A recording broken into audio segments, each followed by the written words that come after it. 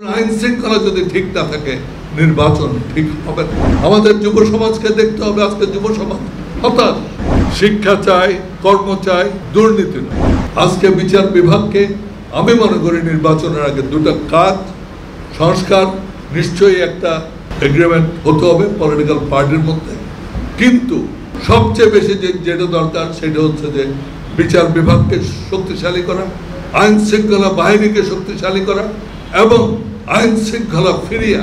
কারণ আইন শৃঙ্খলা যদি ঠিক না থাকে নির্বাচন ঠিক হবে না, এবং নির্বাচন যদি ঠিক না হয় তাহলে আমি মনে করি সঠিক গণতন্ত্র আমরা ফিরে পাব।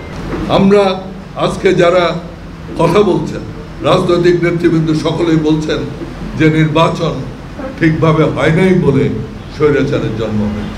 সুতরাং আমরা কি আরেকটা নির্বাচন চাই যেটা সঠিকভাবে হবে না, যেটা গ্রহণযোগ্য হবে না, যেটা স্বচ্ছ হবে না? সে নির্বাচন তো আমরা চাই। তাই আমি সরকারের কাছে আবেদন রাখবো, আপনারা একদিকে বিচার বিভাগকে শক্তিশালী করেন এবং সেখানে যেন কোনো অন্যায় না হয়, কোনো একপেশী ভাবে যেন বিচার না হয় সেটা নিশ্চিত করতে হবে। সাথে সাথে আইন শৃঙ্খলা বাহিনীকে শক্তিশালী করতে হবে এবং আইন শৃঙ্খলা ফিরিয়ে আনতে। যে ভোট দিতে যাবে তাকে বুঝতে হবে আমি যাকে ইচ্ছা তাকে ভোট দেব, তার জন্য আমার প্রাণ যাবে। যে ভোট দিতে যাবে সে জানবে যে আমি আমার ভোটটা দিতে পারি। কিন্তু আইন শৃঙ্খলা যদি ফিরিয়ে না আসে তাহলে কিন্তু সেটা সম্ভব। তাই আমি মনে করি আজকে এখানে একটা বিরাট পরিবর্তন আসতো। আমরা জাতীয় পার্টি আমাদের যে ফোকাসটা আমরা দিতে চাই সেই ফোকাসটা হবে আইন শৃঙ্খলা, আপনার বিচার বিভাগ, সুষ্ঠু একটা বিচার বিভাগ থাকবে, অর্থনীতিকে সুসংগঠিত করতে হবে।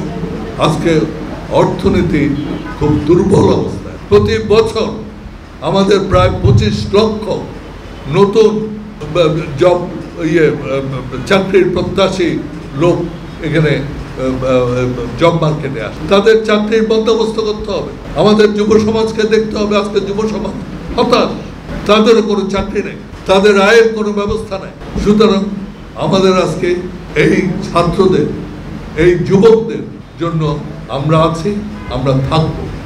তাদের ভাগ্য পরিবর্তনের জন্য আমরা চেষ্টা করব, অর্থনৈতিক উন্নয়নের জন্য আমরা চেষ্টা করব।